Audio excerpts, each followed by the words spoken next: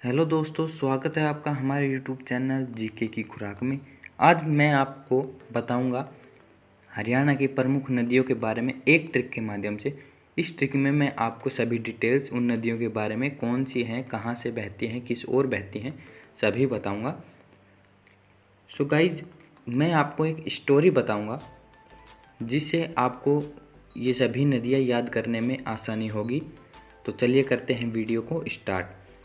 तो स्टोरी है कि एक लड़का होता है और एक लड़की होती है, दोनों बॉयफ्रेंड और गर्लफ्रेंड होते हैं। तो क्या है, वो दोनों हमेशा यमुना नदी के किनारे पर मिलते हैं।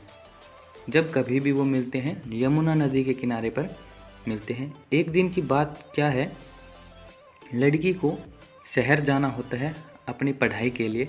वो लड़के से कहती है कि मेरे को कुछ ज़रूरी काम है, पढ़ाई के लिए मेरे को शहर जाना है, जब मैं आऊँगी तो मैं तुम्हें फ़ोन कर कर बता दूँगी। ये कहकर लड़की वहाँ से चली जाती है। तो अब लड़के से रहा नहीं जाता है, वो डेली रोज़ाना यमुना नदी के किनारे पर आता है और वहाँ पर कुछ समय ठहर कर चला जाता है।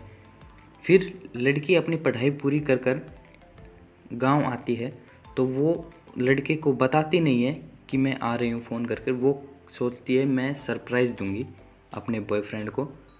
सो लड़का रोज़ाना जाता है तो लड़की वहाँ पर आ जाती है। तो लड़की को देखकर लड़का कहता है कदसई गांव से तू आई। यानी वो लड़का और लड़की हरियाणा के रहते हैं, तो वो अपनी भाषा में कहता है कदसई गांव से तू आई। अब ये जो कदसई गांव से तू आई, यही हमारी ट्रिक है। इसी ट्रिक से हम नदियों को याद करेंगे। तो ट्रिक आपके सामने जैसे कि दिख पा रही है। अब कदसई में कैसे हो जाएगा कृष्णा नदी, द से दोहन नदी, स से साहिब नदी, ई से इंदौरी नदी।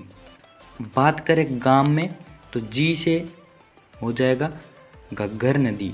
क्या हो जाएगा? घग्गर नदी। और एम से हो जाएगा मारकंडा नदी। कौन सी? मारकंडा नदी।